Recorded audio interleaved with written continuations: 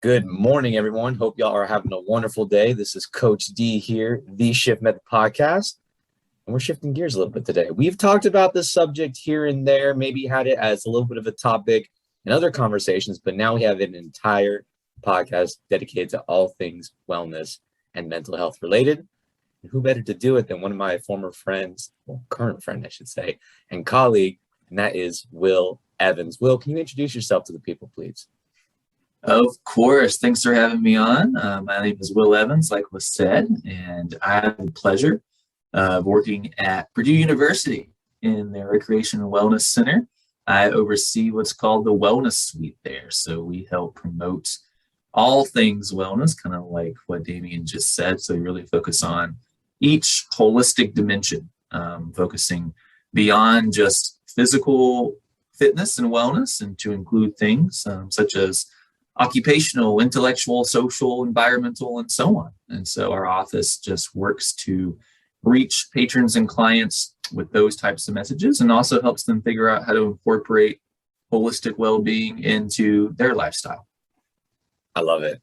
Yeah, for starters, the rec center there in general is just immaculate, right? Like you go to other rec centers. I come from South Florida where we do have also amazing rec centers and take advantage of outdoor facilities as well.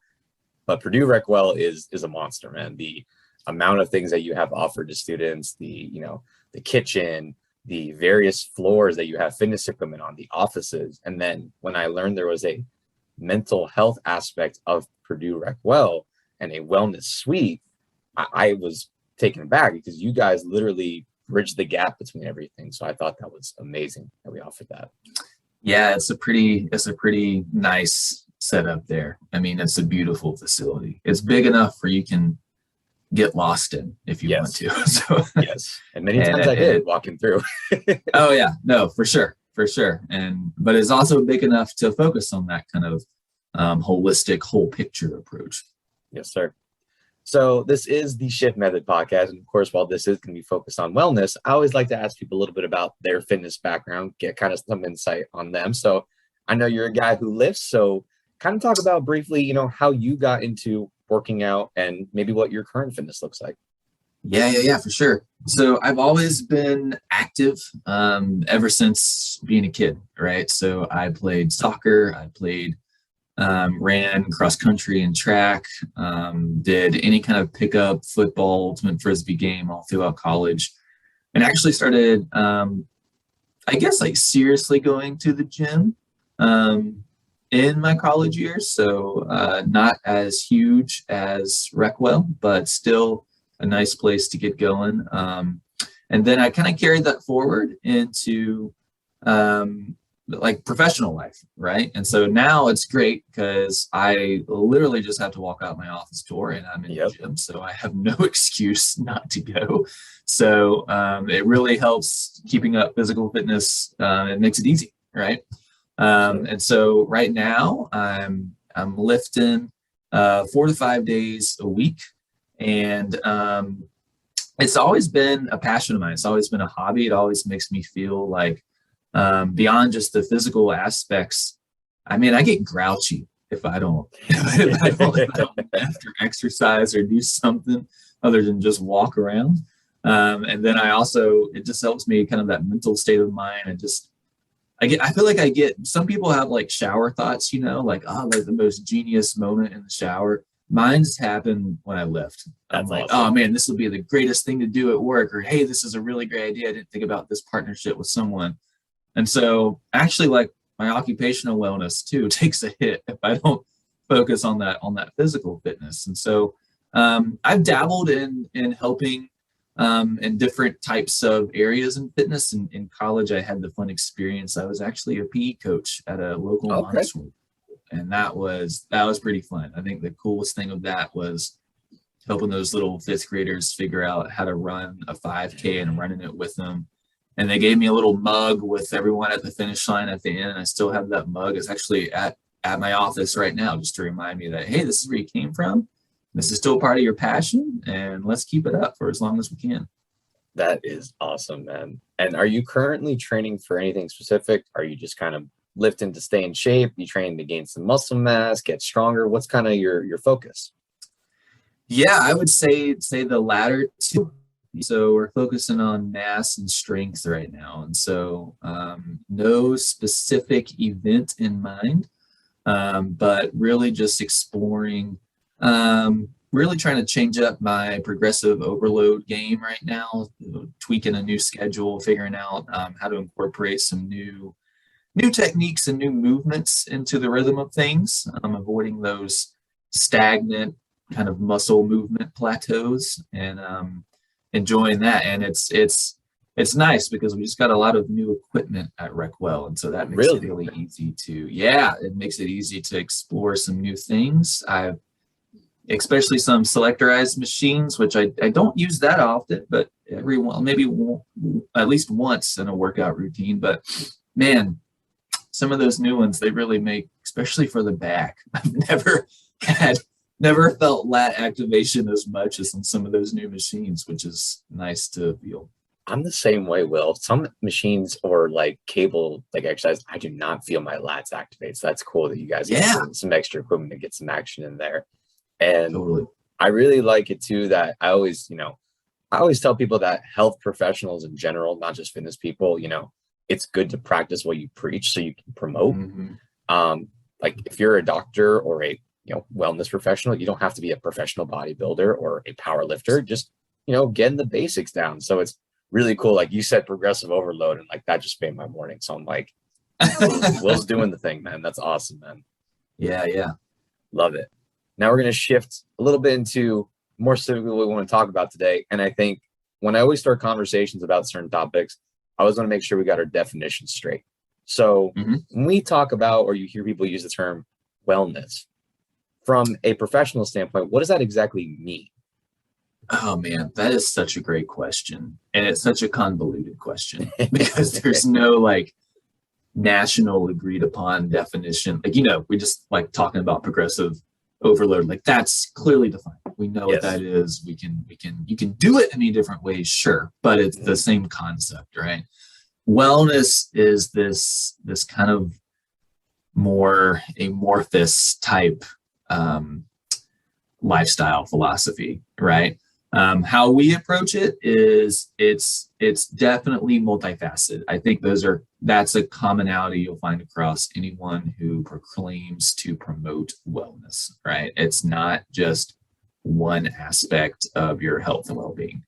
And so, for instance, where I work, we promote this 8-dimension model, right? And physical fitness is in there, mental health is in there, but also some of the other things that I said before too, like occupational, intellectual, environmental, social, emotional, and so all these different aspects, like spiritual wellness is in there too. And so really just making sure the person who is talking about, hey, I really want to have a healthy lifestyle, like that's great. And I think where our minds first go to is probably fitness and diet, right? And that is not a bad place to start. That's actually a wonderful place to start, right? Yeah. But then through that, you can branch out into other things, and you might realize, hey, how I eat and exercise, this does affect my mood. So maybe now I want to focus a little bit more on like my emotional well-being or my mental well-being, explore that some more, right? And especially, you start lifting and you start eating, and maybe now you have a gym membership and you have to buy different foods. So now you're going to focus more on, all right, how is my financial well-being going, Yeah. And so holistic approach is one. And then also I want to say it's definitely unique, right? So if you were to kind of do I don't know, like a scatter plot map of each dimension, no two people's maps are going to look the same, right? Like spiritual wellness for me might be more of a priority than it is for someone else. Compare me to, like what you said before, like an actual bodybuilder or someone who's really into CrossFit. They might be, physical wellness, that takes up more of my day than it does for myself, which is just more like at this point right now in my life, just more like a casual lifter doing it to stay active, doing it, have some goals in mind, but it's not part of my day-to-day work. Right. So unique and holistic, I think, is an approach that sets a good foundation for what wellness really is. And without those two things, I don't think you have the complete picture. I really like that. And, I heard a little bit about like wellness and then started hearing more about mental health as I was getting into grad school, because I think the conversation is finally shifting, thankfully, in terms of how we address it. But what I really liked is, like you mentioned, how it's not just like wellness and it's like this very big, vague, ambiguous term, but you guys actually broke it down. Like, here are some different aspects of it. And to some people initially, they're like, Yeah. focus on 8 things. It's like, right. They're all in some way interconnected, right? Oh, totally. If I'm doing well physically and with my diet, that maybe can affect my mood. And like you said, diet can impact am I shopping properly or ways that, facilitate my goals and my health. How does that affect my finances? How does that affect my sleep with me lifting?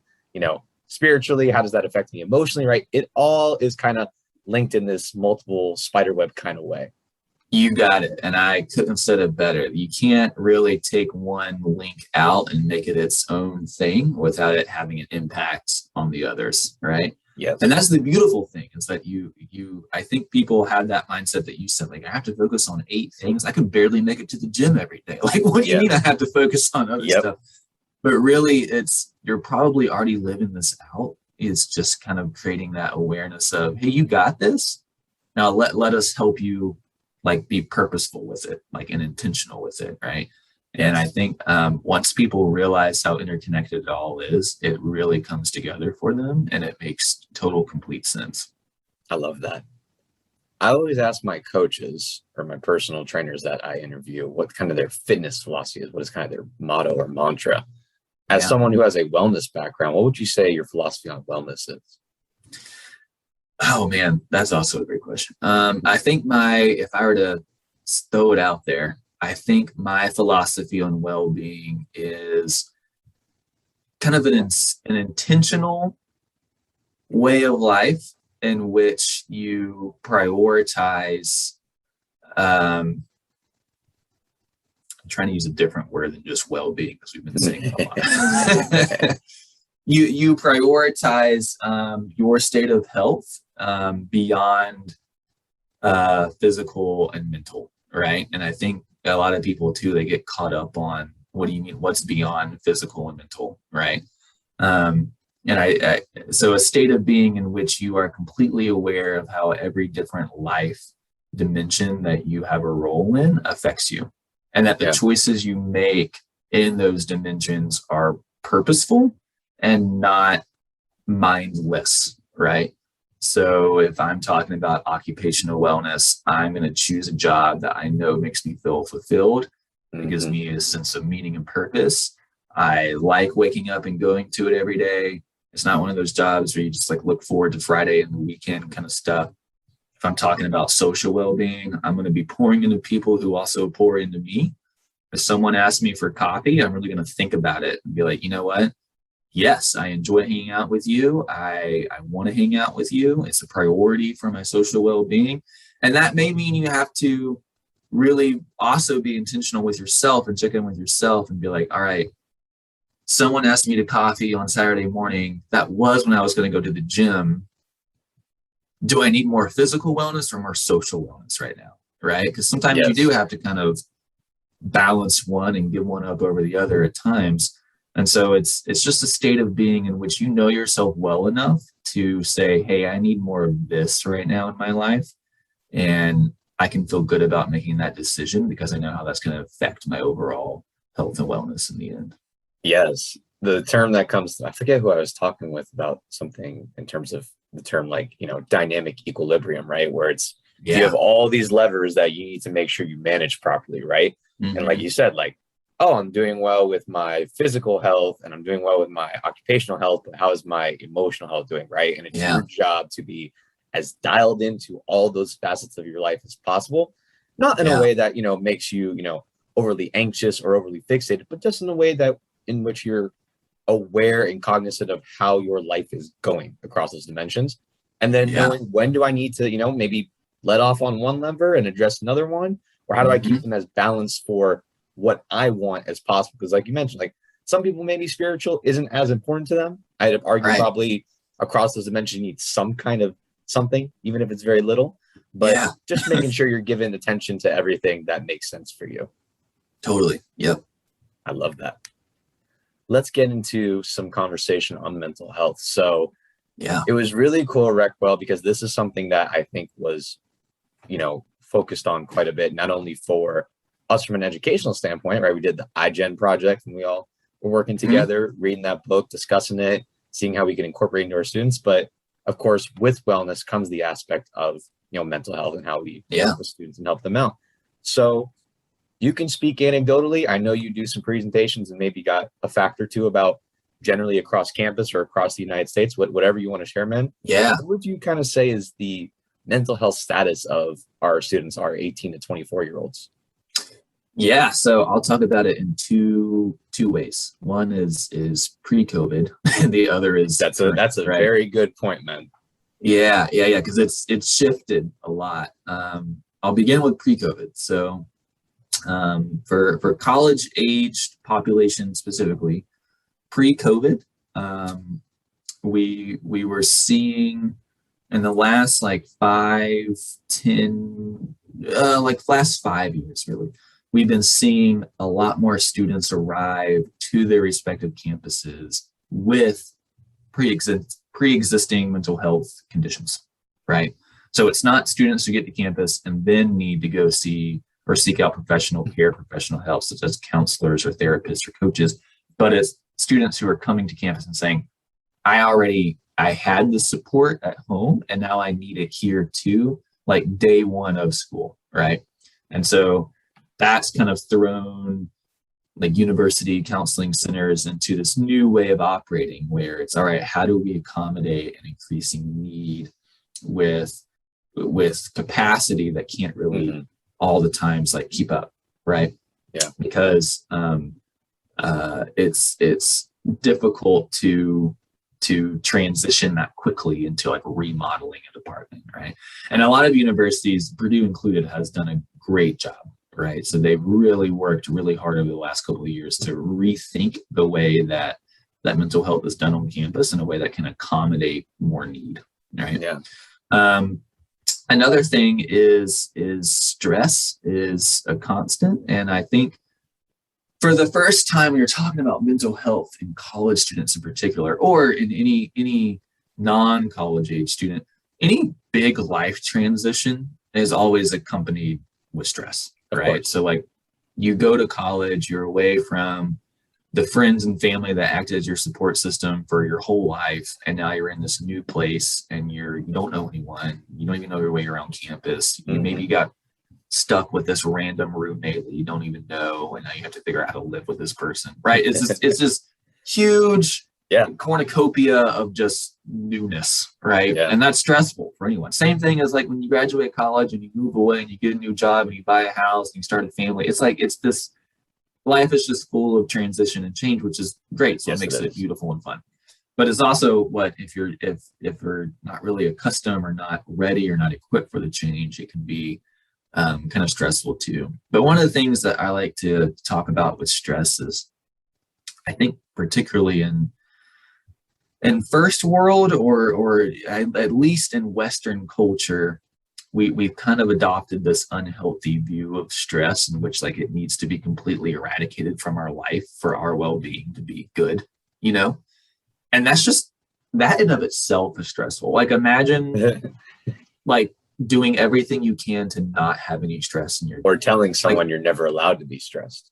Right. If you are, that is right. That is the most like anxiety inducing message, right? It's like, why am I stressed? Why am I stressed about being stressed? Yeah, exactly. And so it's unbelievable. So yeah, I like to tell people that, hey, stress is gonna be there and it's always gonna be there. The only thing that changes is how you relate to it and how you cope to it, right? And cope with it. And so one of the good things about stress is that it can actually like keep us on top of our A game, right? So bringing it back to like we were just talking about fitness, a lot of people don't realize this, but like when you go to the gym, like you are activating your stress response. You're stressing yourself, man. That's how you change. Right. Like you are trying your hardest not to fly off the back of that treadmill like a fool, or that heavy weight drop on your face over the bench press. And your body's in a state of stress, but we don't view it as negatively because we want it then. right? Exactly. And we're like, this is good. It's only like outside the gym or controlled stress environments where we're like, whoa, hold up, this is bad. But if people can kind of reframe just a bit to be like, no, like this is just my body's way of trying to help me rise to this occasion, then cool. Then that's awesome. Then that stress isn't necessarily bad. It's a helping mechanism. And it's our job to kind of regulate it to the point where it is helpful and doesn't become hindering, right? Yes. I always tell Yeah. people with a lot of things, and this really relates to fitness. And I like that you kind of, I likened it to training and how we are trying to stress us is saying that the poison's in the dose, right? Mm-hmm. Enough stress in a healthy direction, enough stress when you're at school. Like if you want to learn, you have to be pushed a little bit, right? You got to read just a little bit outside your comfort zone with your vocabulary and your ability to conceptualize the material. When you're working out, you have to progressive overload, right? You got to push yourself just a little bit out of your ability, not too much, because when you do too much, potentially bad things can happen. And it's, I did too much. My body wasn't prepared for that stress. Or in school, right? You go from, part-time to 18 credit hours in classes that are absurdly difficult. And you're like, whoa, that was too big of a jump. I'm clearly not able to handle the stress at the given point. Maybe I need to dial it back a little bit. But I really like that you mentioned that because, and this is something that I've been wanting to know. So it's a cool question to ask. Do you think that, I want to be careful with how I say this, because first and foremost, like I think people need to, always be dialed into how they're feeling and addressing if they feel like, I'm overly stressed or overly anxious, whatever it may be. Do you think in our culture in particular around this conversation of mental health that one thing that has been lacking is maybe, like you said, a focus on how to mitigate stress, for lack of a better word, how to be have mental fortitude or mental resilience? Is that something that you think is neglected or something that we could focus on? So that's something that we're exploring. I think in a lot of college campuses are too, right? So how do you teach the skill of kind of what you said, like personal fortitude, personal resilience, whatever you want to call it, grit? Because it's a helpful mental skill, right? Yes. Like I see failure, I experience it. Very similar to, and failure can be stressful too, but failure is kind of its own thing in of itself, right? It's failure can bring stress, but can also bring lots of other feelings. It can bring shame, it can bring guilt, it can bring embarrassment.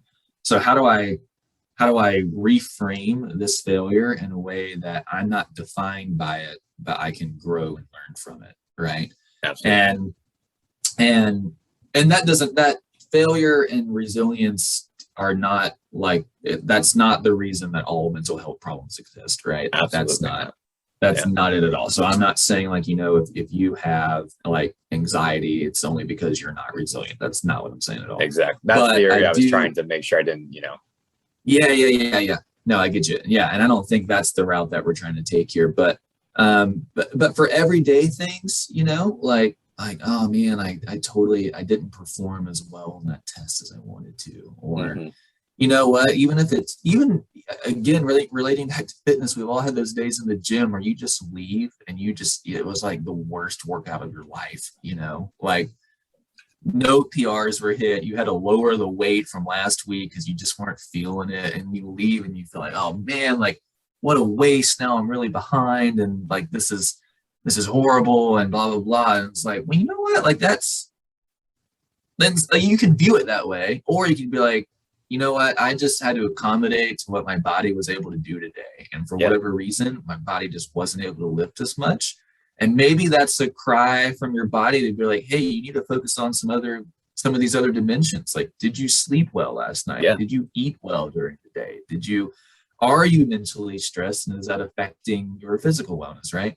And so reframing those failures and moments for resilience can help reduce, I would just say, like average or moderate stress for a lot of us, right? Myself included. I could totally get better at reframing some quote unquote failures, or what I view as failures or mistakes, every single day. Yeah. You could say that shifting your perspective might be something to practice, right? Hey man, I think we should shift some perspectives here. Yeah, right. And I love it. and that takes time. It's not just like going to the gym. It takes time to see results, and patience and persistence. Yeah. Same thing with changing your mental mindset, right? It's not You got to you're not put in gonna the reps. Got to put in the yeah, like time. you're not. It takes time to be a self-compassionate person, or a person that gives yourself grace and chooses to ask yourself, how can I learn from this instead of just suffer from this? Yes. And it takes it does, and sometimes it takes the help of other professionals or other people too, and that's okay. That's totally fine. It's like Just like sometimes you hire a you need coach the to help help you of get a stronger. trainer. Like, exactly, man. Exactly, that's exactly what I was going to say. Yep. Yeah, That's and awesome. so it shouldn't really be viewed any differently. Yeah. I couldn't agree with you more. Now, one thing that I think is always good to focus on, and not for comparison, like, oh, one's worse, one's better, because every generation has its pros and cons. But in the mental health and wellness department, how are the current generations, we'll say, millennials and Gen Z, how are they stacking up against past generations in terms of their mental health? Yeah. So we have there's a lot of national data out there that you can look at some interesting trends on. Um, and mental health is slowly ticking up worse throughout the generations, right? Now, I will give a huge caveat, like several generations ago, baby boomers, things like that, we didn't have as much information to track. So it's kind of like comparing apples to oranges or making educated guesses here. Right. Right. And especially when you like want to look at a college student now and look at a baby boomer when they were a college student, right? We can't really compare the same thing. Yeah. But I would say like I'm a millennial, and so now I am helping Gen Z come in, or iGen or whatever, and like how do they live and learn? And we are seeing some slight differences in how both generations operate, right? And so one of the things that is gone up, and when I say gone up, I mean by like maybe 1 or 2 percentage points, like nationwide. So it's not like it went from like 50% to 90% overnight. Right. But students are reporting more stress. Students are reporting, like I said, coming to college campuses with more pre-existing mental health conditions. And then even in the workforce now, right? Millennials are now in the workforce, and we're operating a little bit differently than a generation that came before us, in that we care a lot more about how our jobs make us feel, and we value workspaces that we value employees that value occupational wellness, right? So it's like, I'm not just going to show up and grind for you from 8 to 5 and go home with a paycheck and consider myself happy, right? Yeah. And I think that's a big difference between generations past, where it's just like work, and you just go to it and you do it, right? Yeah. And I think our generation's a little bit different, and like, work is a humongous part of my life, and if I'm going to spend 40 hours a week doing it, I really want to enjoy it. Absolutely, man. And I don't think that's such a bad thing. Like that's okay. Yeah. Like, you spend a third of your life sleeping, roughly, which we're going to talk about later. You spend a third of your life working, at least. So that leaves you a third for other responsibilities and free time. So you might as well enjoy the work aspect. Absolutely. Right. Like I try not to, like, I think older generations, and this isn't certainly true of everyone, but like, you work for retirement, and I'm like, man, I don't want that to be my goal. Like, I mean, I want a nice retirement, but that is such a good way to say it, man. Like, I don't want to spend 40, 50 years of my life just so I can finally have the life that I want. That's horrible. Exactly. I'm trying to live my life every day. Right. Yeah. I'm trying to live it out right now in what I do. But there's definitely some generational differences, and I wouldn't say one generation is better or worse than the other, because they each have their unique strengths and pros too. Yeah. Right.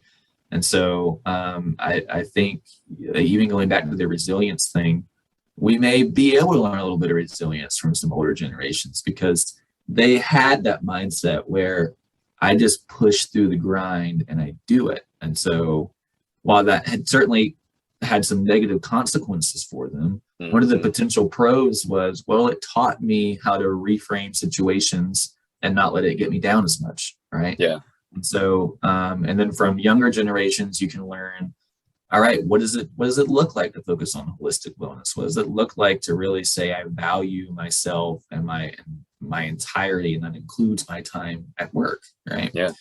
And it is unique. It's interesting looking at the differences in mental health across generations, because, and I'm sure I'll do it too, and then Gen Z will do it, but every generation's like always trying to dog on the one coming after them, right? This is the worst generation in history, and every generation since the dawn of time has done that, so it's like, absolutely, we all have the same mentality, like our generation has reached the pinnacle of what the human experience is, and these new people come on the block, they don't have any idea what they're talking about. But time and time again, that proves to not be the case. So absolutely.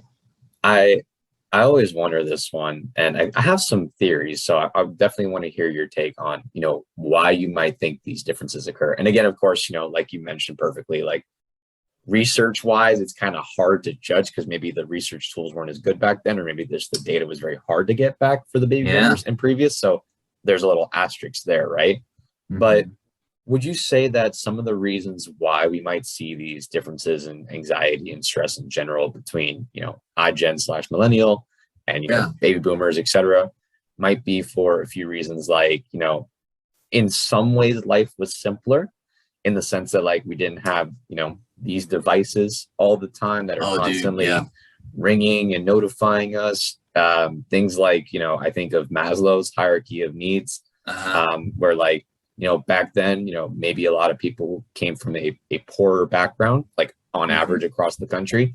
And like the dream and the goal of the time was, man, I'm going to make some money and I'm going to have enough for my kids to maybe like get a better education, because I didn't get to go to college. No one went to go to college back then. Yeah. So if I can grind at this job, get my paycheck, make some money and retire at 55, 60, like, that's the dream. Are those some things you think have kind of shifted in our culture? I think those things can certainly help paint the picture, especially when it comes to technology and ease of life. I mean, even comparing what a college student back in the 1950s had to do versus what a college student now has to do. Like, you wrote way less papers back then. And why did you write less papers? Well, because not everyone had a laptop and you couldn't crank out papers every night. You know what I mean? Right. So it's like you would spend an entire semester, like term papers used to be just that, like just a term, like there was one paper per term. You know what I mean? Now it's like term papers, like, well, you have a midterm paper, you have a finals paper, you have papers in between those papers to write, and we can do that now because we can type them, and they're easier for professors to read and grade. They're easier for people to crank out. It's easier to do almost every aspect of a college life with technology. But that ease also means we now expect people to do those same things more frequently, right? Like, you don't only have to write 1 or 2 papers a semester. You're now expected to write like 5 or 6, And so I think technology, while it does ease life, it does kind of create this faster pace of life, right? Yes. Looking back, it's super, again, like the generation trying to predict what life will be like for the next, when technology, especially like the digital age first started coming out, it was predicted, that like we've reached it. Like people will only have to work like maybe 20 hours a week and we'll be fine and we'll make tons of money because technology will do everything for us. And what we found is that we're working more than ever, like the 40-hour work week is almost like a myth, like now people, like, it's so like common to be like, I work 50, 60, 70 hours a week. And I think it's been a huge part due to, like, our technological advances, which are great on so many levels, but we've kind of let it carry us away with the wind, and that, hey, now we can move faster. And I should move at, 300% all the time.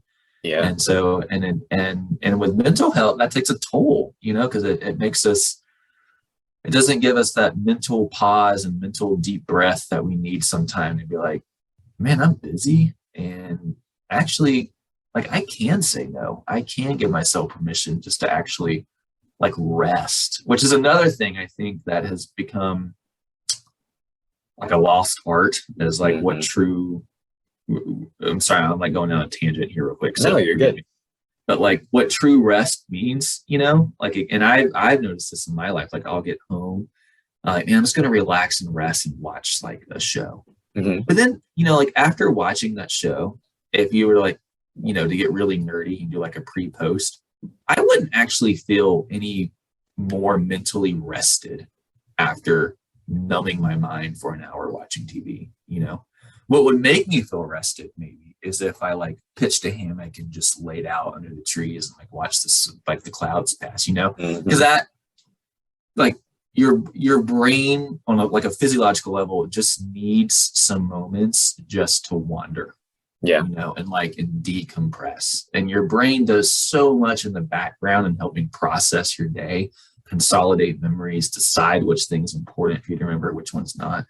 And so you, me, everyone just like constantly going, like it contributes to this mental fatigue that we feel all the time, because we kind of forgotten what it means to rest and what activities are truly restful versus which ones are just distracting and numbing kind of way. I agree completely with that, because one thing that I always tell people, and again, big asterisk, this is just me theorizing based on what I know from previous generations, but more or less when you went home back in the day, you went home and it was a hard cutoff, right? Maybe, if you had a certain job where you could like maybe had an office or a study, you could maybe do some more work if you wanted to, but there weren't emails. There weren't like projects that you could do on your laptop. So when you went home, like that was your day. It was done. Now it's like, let me just send 2 more emails. Let me just, crank out this project just a little bit more, right? The ability to continue to work. And I think this comes with a lot of people. It's like the anxiousness of, I need to get this work done, because now that I have the ability to get this work done is always lingering over us. It's like our office never really leaves. It's like we're always at work, or it feels like we are in some sense. Yeah. Totally. So that your question about, I'm sorry, I went on that tangent. I'm trying to bring it back. About generations and technology. I think that certainly plays a role. And you mentioned that, like that Gen Z book or that iGen book.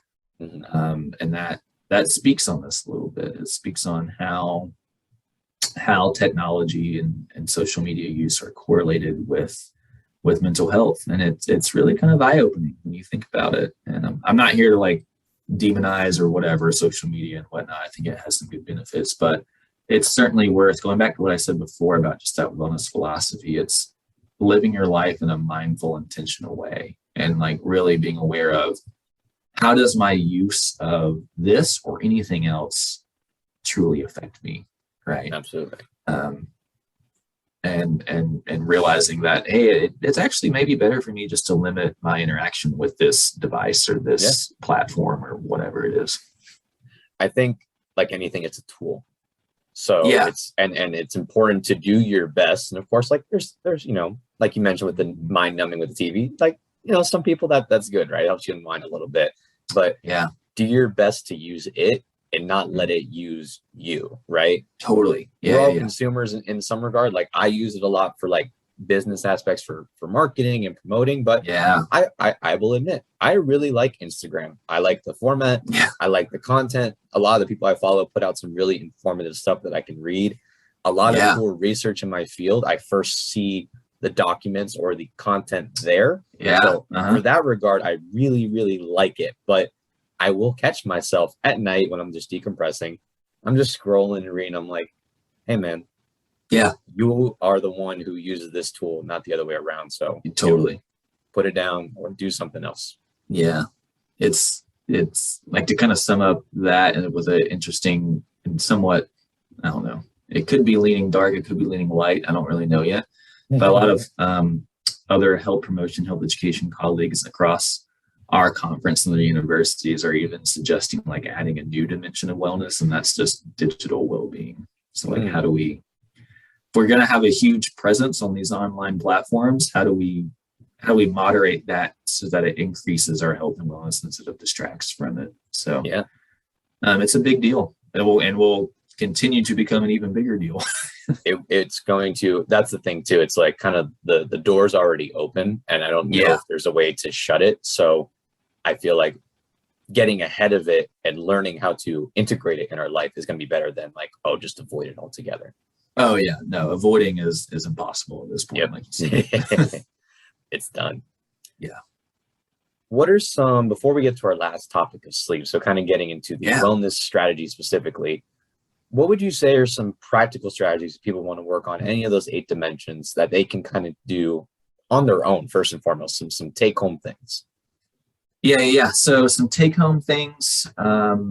There is lots of just holistic wellness assessments online. I'm not going to say one's better than the other, as long as they're multifaceted, and really look for something that has either dimensions of wellness. There's also like a wheel of wellness you can look up, and really just honestly evaluate like where you are in each of those, right? Or even if it takes admitting, I don't even know what that is, like that's okay. That's fine. We can define it, break it down, and explore it some more.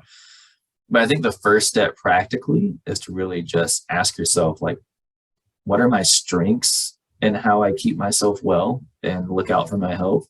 And what am I lacking? What's not there? And focus on both those things, right? You don't want to focus only on the weaknesses and forget to keep up the strengths. You don't want to only focus on the strengths and keep ignoring the weaknesses. But the first one is just an honest look in.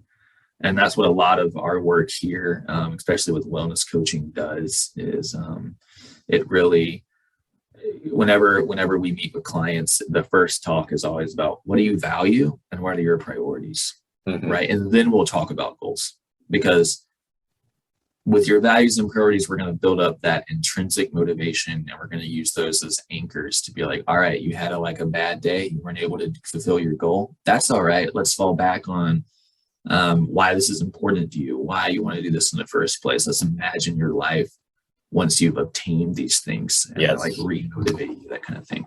And so then after that, we'll really go into goals and say, all right, what do you want to get done? And we're very careful to be like, just like in the gym, like you said it before, like progressive overload.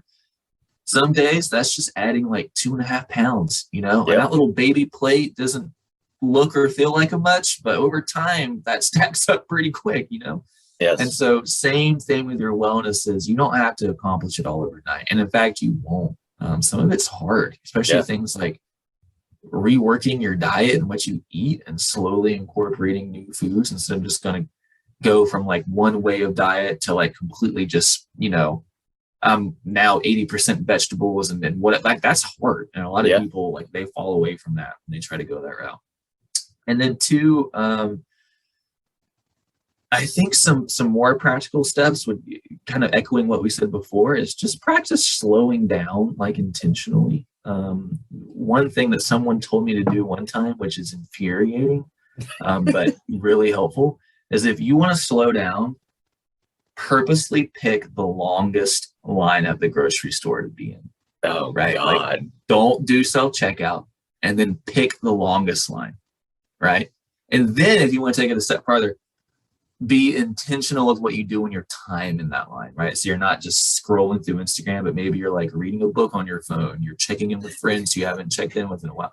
And that's the most like annoying thing. But you quickly realize like how fast paced your life is when you have to wait in that ridiculous line, right? And that sounds silly and dumb, but like on a day-to-day thing, like, man, especially if you have a hard time slowing down, if you grocery shop once a week or whatever, you'll get 5 or 10 minutes right there.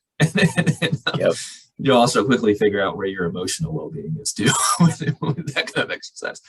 I feel like you called me out on that one, man, because I'm that guy in the grocery store, AirPods in, I have my checklist because I basically buy the same things every week. I'm listening to a podcast or music or whatever, grab my stuff, self-checkout, out. So that's why I was laughing so hard. I'm like, man, you just described me perfectly.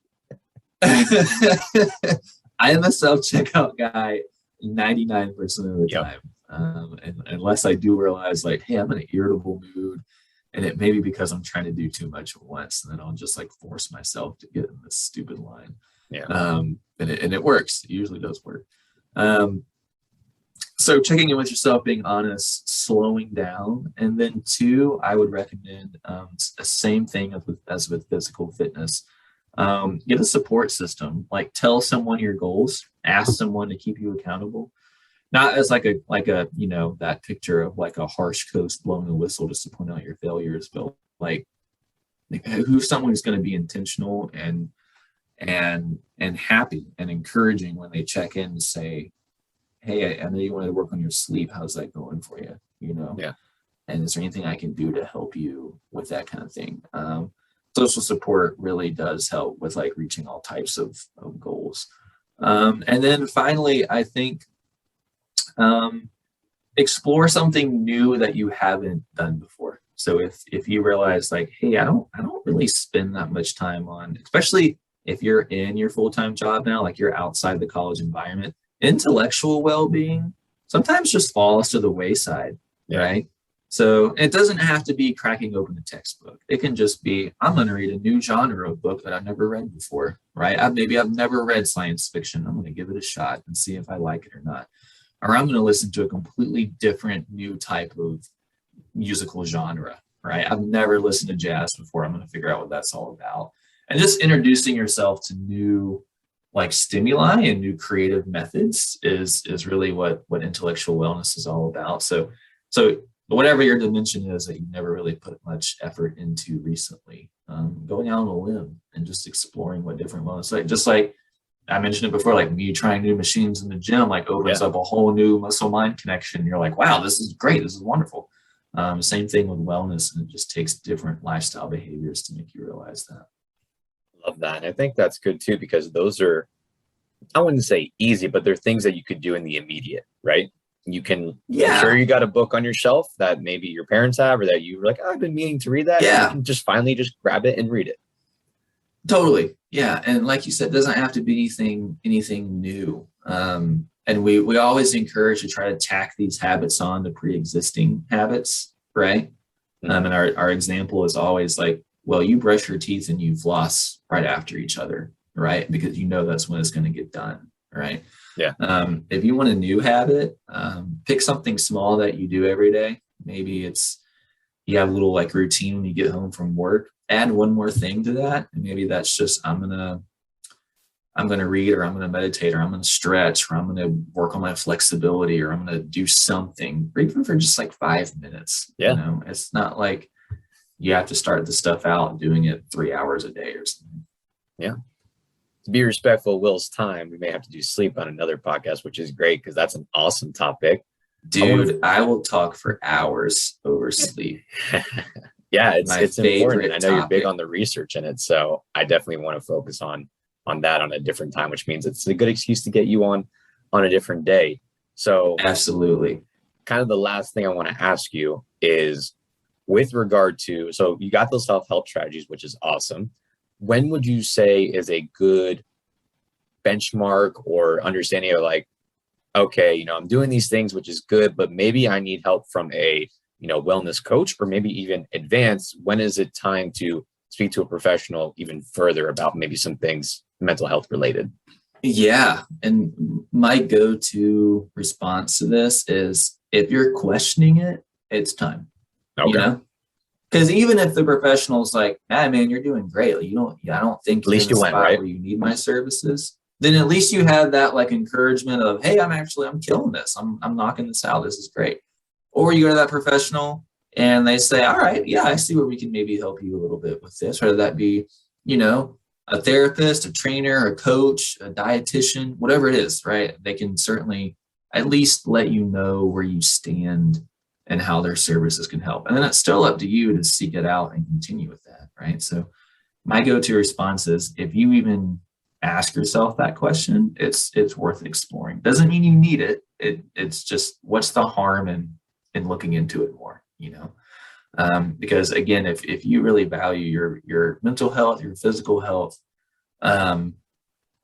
then we would be willing to go get other people to weigh in and help us increase those aspects of ourselves, right?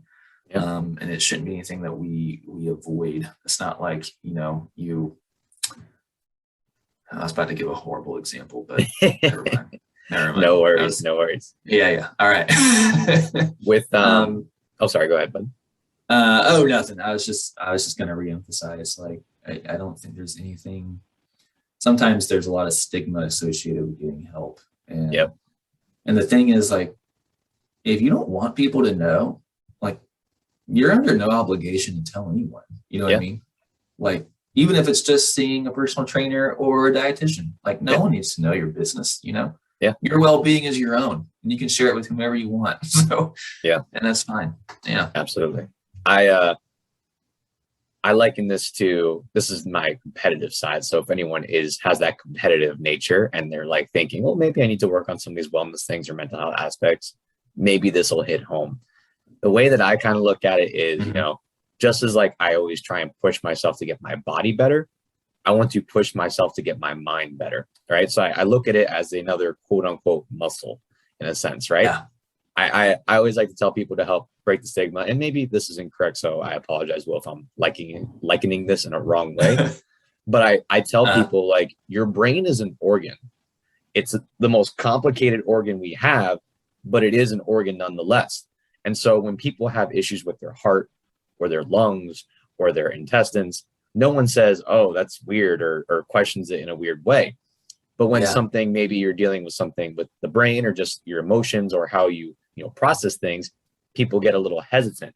So the way I try and break it down is like, hey, something between my ears is, not as healthy as it could be. So I'm going to do my best to work on it, even though the strategies are a little bit more, I wouldn't say they're not practical, but even though they're a little more complicated than just training in the weight room. So take that competitive nature of yourself, maybe look at it as like a fun challenge, like, how can I make myself better? How can I help myself grow? And that's ultimately going to give me a happier and more fulfilled life. I love that. And I couldn't agree more. We can also talk about the brain for forever too, but it's the perfect comparison to physical fitness, because your brain uses the same use it or lose it mentality, right? And if you feed it with positivity, then I'm not saying this metaphorically, I'm saying this literally. It literally grows positivity and creating new positive neural networks. If you feed it negativity, then that's what you're going to get, right? And that's where your thought process and perception is going to go, which is why sometimes we do need the help of professionals to help us learn how to, just like how we learn how to feed our physical fitness with the right movements and stretches and things, we need sometimes professional help to learn how to feed our brain those positive reframes and new ways of thinking so that we can make it healthy and well too. No, you summed it up perfectly. I appreciate that, man. You heard it from the professional himself. Train your brain, address what needs to be addressed, and, do your best to make peace with yourself if you feel like it's something where you're viewing it in a negative tone, where how will people view me? How do I view myself with needing to get quote unquote help? Do your best to, address that as this is for my own benefit, just like getting healthier in a physical dimension is for your own benefit, and everyone applauds, right? Totally. Excellent, sir. And that is a perfect way to end. Will, I just want to say thank you again so much. I really appreciate you bringing some nuance into this conversation, one that is well overdue in our culture, and that I'm very happy seems to be picking up some steam a little bit. Hey man, anytime. I'm happy to talk with you. Can you let the people know any place they can find you or some of the services that Purdue Rec Well can offer? Yeah, if you are a Boilermaker tuning in, we encourage you to check out the Wellness Suite, explore some of these options of just wellness coaching. It seems kind of an odd thing to do. You can also come to the gym, however, for your financial wellness now at RecWell. And you can meet up with our dietitian. We're how to cook healthy food. Again, kind of what we've been talking about, we really focus on that holistic aspect of you as a person, so we can get you connected with resources that can improve all aspects of your health and wellness.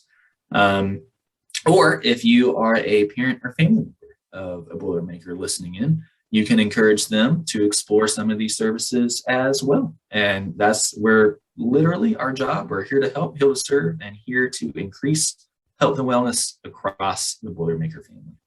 I love it.